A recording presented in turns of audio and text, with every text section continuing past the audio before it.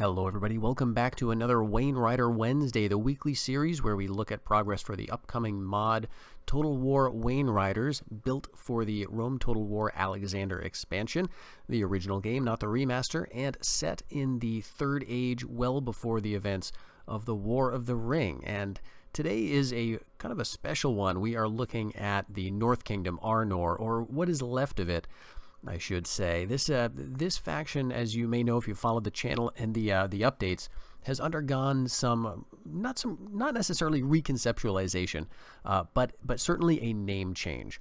We had originally referred to this as Arthedain, and that is because Arnor, as you may know, the North Kingdom did split fairly early on in the Third Age, I believe around the year 1000 or so, into three smaller kingdoms. Arthedain, roughly in the northwest part. To the east you had Rudour, and to the south here you had Cardolan, sort of a large area along the Grey Flood, between the Grey Flood and the Brandywine, essentially. So you had those three kingdoms vying for control, but throughout the course of the Third Age, the other two essentially fell, and you had Arthedain essentially standing on its own. Now, however, around the year, I want to say 1300, I'm possibly messing up the order here, but at a certain point, the kings of Arthedain, who had maintained the line directly from Isildur, decided to claim Arnor for themselves. They claimed the kingship of Arnor, not necessarily only the realm of Arthedain, and they called themselves essentially the king of Arnor. They referred to themselves as Arnor, and so we decided to switch the name to reflect that. There are a few maybe conflicting name conventions out there in the lore. If you look through Appendix A in the Return of the King, and I believe possibly in Unfinished Tales as well, there may be some other references to Arnor / Arthedain, and you may find some various things, but it seemed that when the kings of Arnor or Arthedain were referring to themselves as such around the time frame of the mod, it was as Arnor, so that's what we're going with here. Now you'll notice immediately that the kingdom does not necessarily live up to its name, right? I mean, it does not comprise all of the territory of the ancient North Kingdom. It has a good chunk of it, but there are broad swaths to the south that are not only not held by this faction, but not held by any faction. There's territory in most of what was Cardolan that is just deserted or in independent hands. For the purposes of game mechanics, these would be essentially rebels. And of course, Rudour is also not really around anymore. It is in a sense, in the sense that it has long been largely a vassal of Angmar. And so the territory of Rudour certainly exists. Rudour is held essentially by Angmar. It is ruled over by that territory. It's wholly subservient to it now. There's no longer anyone claiming leadership of Rudour, and so Arnor, of course, does not have that either. So you've got your work cut out for you to actually claim the mantle of the king of the North Kingdom. However, and I just want to pause.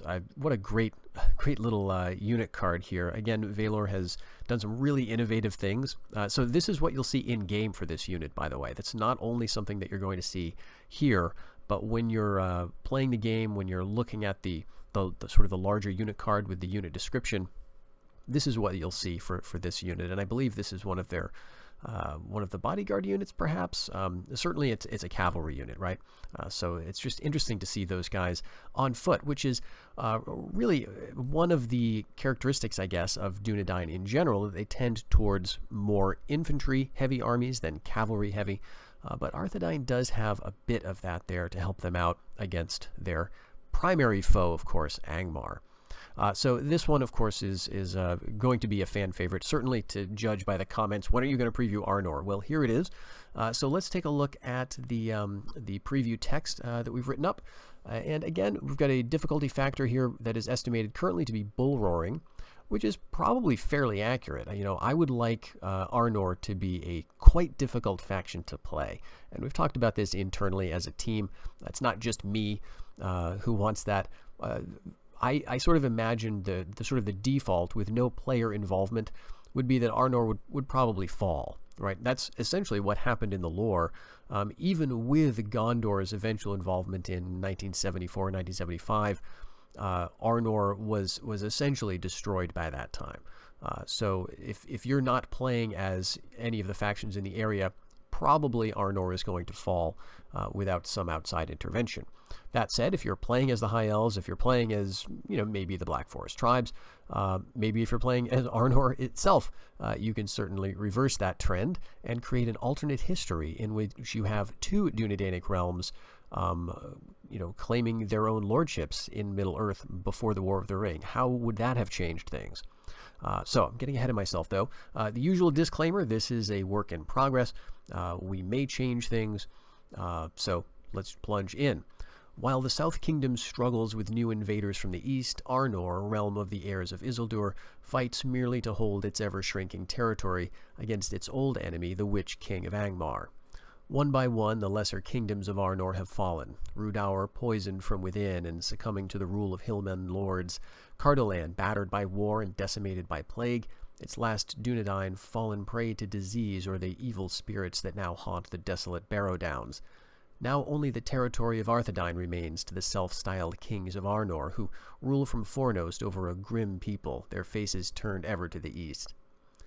With distant Gondor beset by foes, only the dwindling High Elves remain to offer aid against the darkness that threatens the north. But some 400 years and more have passed since Elrond's and Círdan's folk have made open war upon the Witch King, and Angmar's allies grow. Orcish tribes multiply in the Misty Mountains, and the troubles further east leave little doubt that some single mind steers and gives strength to the foes of the Dúnedain. The men of the North Kingdom are strong and proud, but to overcome the evils that rise against the ravaged lands of Eriador, noble ancestry and valor alone may not suffice. So you might lose. Deal with it, Arnor. I love the idea of playing a hopeless war, in the winter in Middle-earth against hordes of orcs, with these guys with fur capes. It's just a very cool faction. Everything from the campaign setup to the unit design. So I'm a big fan. I tend not to play the Dúnedain factions, but Arnor is going to be one. I probably would play them before Gondor, I think. I'm more attracted to this storyline, just the doomed, desperate defense against innumerable hordes. So looking around, though, you will see that it's fairly empty. You do have Elvish presence to your west, as well as east in Rivendell, but this is, remember, a very isolated enclave here. And it's unlikely that they're going to be sending a lot of aid your way. And similarly, the elves to the west are sort of on the wrong side to be much aid to you. There are dwarves in Khazad-dûm. They're probably going to be partners, or at least open to things like trade and maybe an alliance. But they're, again, possibly going to be a very limited use in your immediate war, which is, of course, between Angmar as well as the orcs of the Misty Mountains. They may play some role early on or possibly later. So one of the interesting features of this campaign is you may defeat Angmar or deal them a strong blow, but then have to face their ally, the orcs. You will, however, start off with the High Elves as an ally. This is going to be a strong alliance with military access, trade rights already established. The question is, will it be a useful thing? So I guess that remains to be seen. And there are some question marks in this campaign. Of course, the Black Forest tribes is probably going to be the biggest one. You do technically, I believe, share a border with them from the beginning, although there are, the lower stretches of the River Brandywine are separating you initially.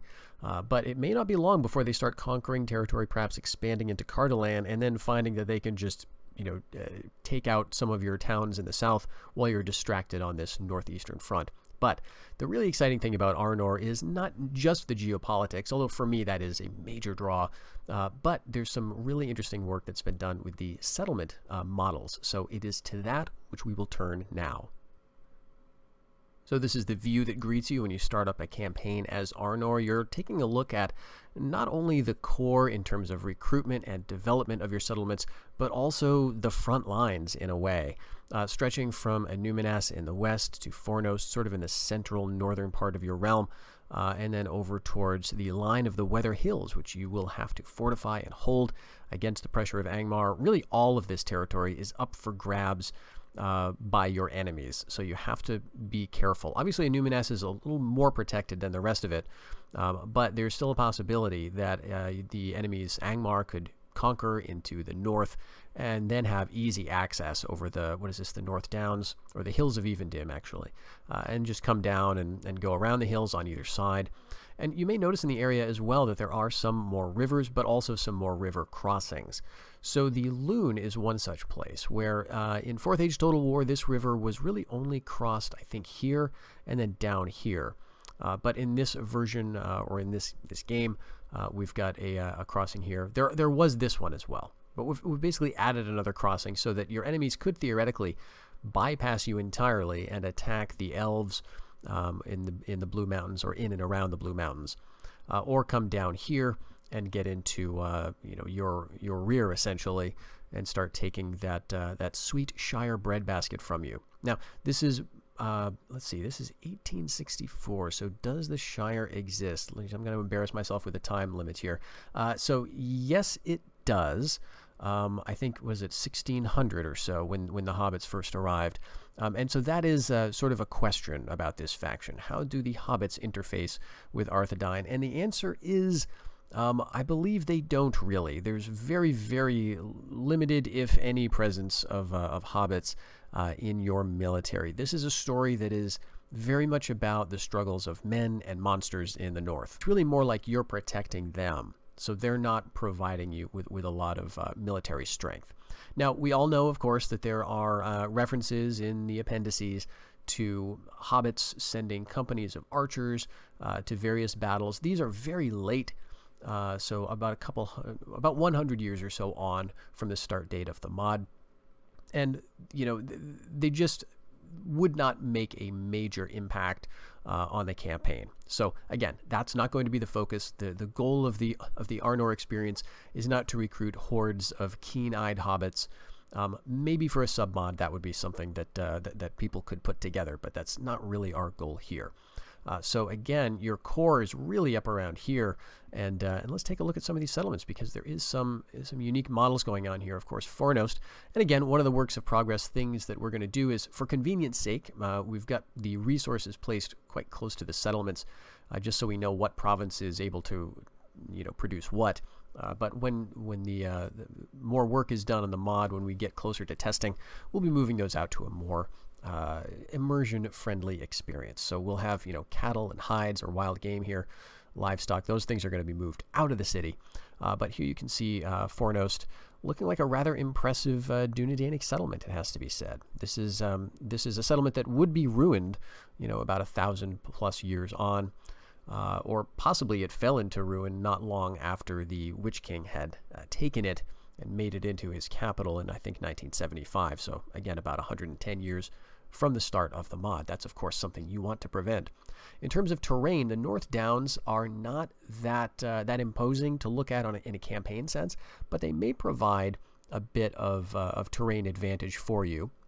One of the interesting things about reading the appendices about that last stand of Arvedui and his men was that they sought refuge in the Downs, and they sort of held out on the North Downs. It sounds as though there was perhaps some military action happening there, not just that they were hiding from the enemy. So there may have been some other fortifications, but regardless, the North Downs seem never on any map to have been a really terrifically imposing terrain feature. So you may be able to use them, but it's just as likely that the Witch King from Carn Dûm could just move on past them to the south and east and get at your unprotected territory. So you're probably going to be doing a lot of your fighting, around your cities, or not too far from them, because there's just not a lot of choke points here. However, one interesting area that you do have is the Weather Hills, and here we've got a couple of settlements for you to defend.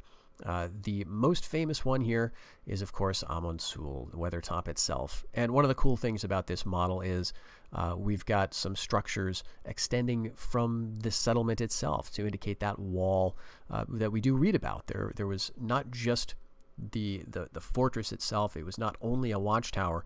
This was the place that housed one of the Palantiri, of course. And so it would have been a more substantial settlement than we may sometimes think of it. By the time you see it in The Lord of the Rings, it's, of course, just an abandoned watchtower, and it's been long ruined, and so it's hard to see how it could have been back in its glory days. And even now, it is certainly not in those glory days. You can see it looks like it's under construction. It's been battered and beaten. Some of it's crumbling already. And this is because Angmar and Rudaur have attacked it, I think 4 or 5 centuries prior to the start of this mod. And so it's already suffered quite a bit. But it is one of the lines that Arnor/Arthedain had to hold. Was this line of the Weather Hills. So it's something that you'll be able to defend as well. And then in addition to Weathertop itself, also added another fort settlement. So this is not a full-fledged city. Neither is Amon Sul. I believe these are just permanent forts, right? These will offer very, very limited building options and possibly no recruitment. I can't remember exactly how that's going to work. But these are not going to be cities. These are going to be places of refuge, fortification, basically places that are intended to slow down the advance of an enemy so that you can do your recruiting and gathering from your more inland settlements. So here, we may have, since the last previews where we looked at Gondor, we may have undergone some changes with the model for this type of settlement as well. So you can see it there. We've got, of course, the formidable walls outside this smallish fort with a couple of gates in the north and the west side, it looks like. And then we've got a nice domed structure, sort of a citadel, if you will, near the top with a smallish tower on the east side of that. So very nice stuff. But again, you can tell from the borderline here that this is all part of your frontier that you'll need to defend. And part of playing a successful campaign as Arnor, I imagine, would be getting good intelligence, getting scouts or spies, or building those watchtowers that you can place at various points here, just to extend your line of sight a little bit farther. Now, this does have a pretty decent line of sight, Amon Sul, so that's rather nice already, but it may not hurt to expand that a bit more. You do also start with this settlement. This is Dol Barith. So this is essentially Bree, an earlier name for it, right? And again, ignore the red face and the loss of population there. Those are just placeholders currently. This, as you can see, is not a terribly defended settlement. It doesn't even have a wall currently. And I'm not sure if that's going to be the case going forward. We know that, of course, in the Lord of the Rings time frame, Bree did have a wall. It was fairly well defended. It had a nice hill. And that references the Dole there. It would be a reference to that, I believe, the hill or the tower. Barith, I think, is a Sindarin word, and I can't remember what it means, but it has the advantage of sounding kind of like Bree. You could imagine how that word could have been corrupted over many centuries, and eventually just people called it Bree locally. But this settlement may well not have had a wall or substantial fortifications in this time period. Bree seems to have been very ancient, given what we know of it in the discussion in Fellowship of the Ring, and so it was a settlement that existed apparently prior to the coming of Númenóreans, I think, or at least the population here had pre-Númenórean elements, sort of indigenous population. And because of that, we've gone for a sort of a Northman style or middleman style structure for the settlement itself, in terms of the buildings, how they look. Certainly much more rustic than the other Dúnedainic settlements that you see round about. But this settlement here, Dol Barith, or Bree, is essentially your southern limit. Beyond that, we've got the Barrow Downs, we've got what once was Cardolan. And so this territory is, of course, not particularly friendly to you just yet, but this might be a good place to expand early on, relatively safe. You could also sort of capture this settlement here, Tyrnost, because it's kind of conveniently in between this angle between Sarn Athrad, or what would later be Sarn Ford, and Bree, and it's not open to attack by Angmar right off the bat. So you could essentially regularize your borders by taking this province and possibly this one as well, Western Cardolan and Northern Cardolan, and also deny some of that territory to factions like the Blask Forest tribes, who are starting off down here, and the chiefdom of the Angren, who, although they start off down here, may expand up towards even Tharbad relatively soon. Speaking of Tharbad, that would also be a good settlement for you to take. Heading down the road just a little bit, again, would have the advantage of not being open to counterattack early on, at least, by Angmar, and you could get it probably before some other factions. But a lot of that will really depend on what your initial military forces are like, both in terms of how many military units you start off with and how your population levels and economy will support recruiting more or retraining losses from those starting units. So that is something we do want to keep in mind. Arnor is depicted, even in these early days, relatively early days, well before the Lord of the Rings, as being a state that's in decline. It has endured almost 1,000 years of bickering between the various heirs of Isildur. And so there's just a strong implication of not only decline in terms of ambition on the parts of the various rulers, but also decline in just population and levels of communication and civilization and so on. So this is a sort of a dying kingdom that you are trying desperately to hold on to. So it may not be possible, in other words, to generate armies that you can quickly raise and send too far afield, because you will be faced really early on by this strong, relatively young power in Angmar. So that's essentially your eastern, what is this, the redoubt, or what is the word for in a map, sort of like an extrusion of territory. There's a word for it, but I'm not recalling right now. But yes, Sarnford along the line of the Brandywine River constitutes southern Arthedain. This will be a regular settlement, of course offering training possibilities. So this is going to be your southern bastion, essentially. But again, this Shire settlement here is not going to be too much use in terms of manpower. Over to the west, though, you also do start off with Barad Niben, and this is going to be, I believe, just another tower settlement. I'm not sure, actually. You've got some towers here, the white towers. So this may be a settlement a full-fledged settlement that operates underneath those. That's actually what it looks like. This is probably an actual Dúnedainic style town, but probably relatively low population initially, possibly low development. Not quite sure where we're going to go with that. But this could be a place where you are drawing manpower from, because I believe at this point the Shire has not extended into the west. Certainly by the time of the War of the Ring, the Shire had expanded westward to what we called Undertowers, was one of the settlements in 4th Age Total War. But at this point, it hasn't quite yet. The other settlement, of course, the jewel, or one of the jewels in the crown of Arnor, is Numinas, and this is a new settlement model, much like Fornost is. So this one has a very nice connection with the lake here, Lake Evendim.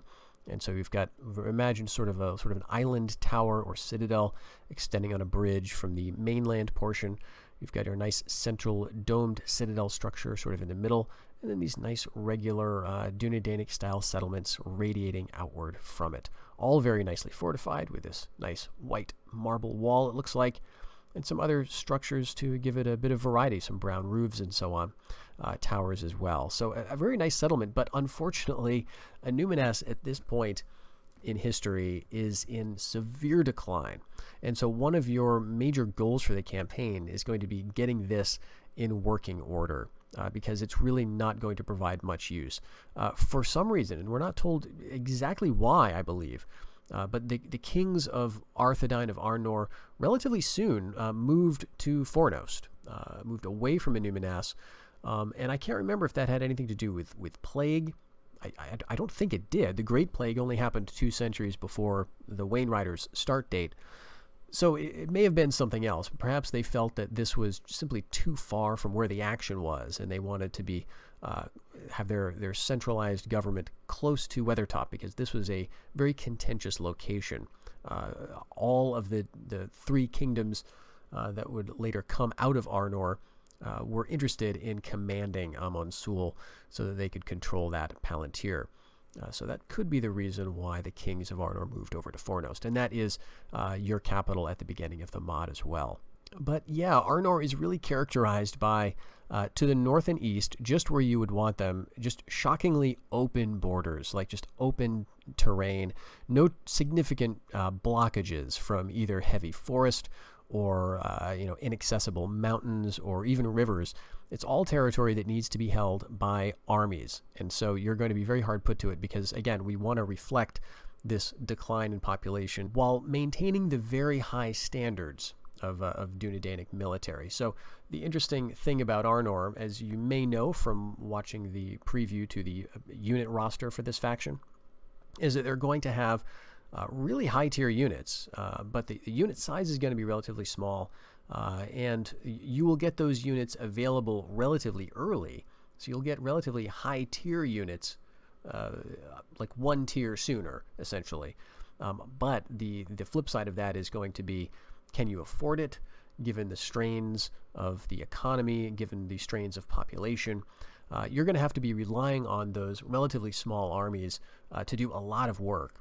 And your power base for your enemies is relatively far away. So this is the other issue. Your power base is relatively exposed, right? So Angmar has Karn Doom up here. They've got some settlements over here in eastern Angmar and even across the Misty Mountains, and then as well as around Rudour. Those are like several turns march away for you. But they may start with some armies right on the border of your territory, and they may be coming at you very fast. So all of your strong territories that you're going to want to defend are pretty much here. Pretty much Fornost, pretty much Bree. This is going to be your main territory, and again, it's not very well defended in terms of natural defenses. So you'll have your work cut out for you. You'll have to hold off with one hand, and then the thing that I would try to do is, get an elite army together and send them to plunder or attack the enemy's headquarters. That would be sort of my number one goal, but I just don't know if that's going to be possible. Of course, it depends on what we decide to give you, the player of Arnor, at the beginning of the campaign. And that may very well be different from what we give the AI version of Arnor, right? We talked earlier about how we can balance the initial scripts so that at the beginning of a campaign, things are going to work out slightly differently depending on which faction you're playing. So if you're playing Arnor, you could expect we're going to beef up Angmar. If you're playing Angmar, we're going to beef up Arnor, so you don't have too easy of a time. But really, the main event here is going to try to be defending your territory and then slowly expanding. So again, possibly maybe taking some of these rebel territories early on would be the way to go. And now it looks like this settlement is completely unmanned initially. There's no units inside of it, but that is almost certain to change. So don't assume you'll just be able to walk in on turn one and take Tyrnost. We're going to be adding armies and various things to the map as we go. Well, I hope you enjoyed this look at Arnor. I hope the wait was worth it, and this is certainly one that I'm looking forward to. It's funny, before doing this preview, I like the idea of Arnor. I like the idea of playing this faction, but there's something about looking at the map and just imagining what you're going to have to deal with that really gets me in the mood to play it. So hopefully it won't be too long. I need to get back to writing some descriptions. So keep following the channel.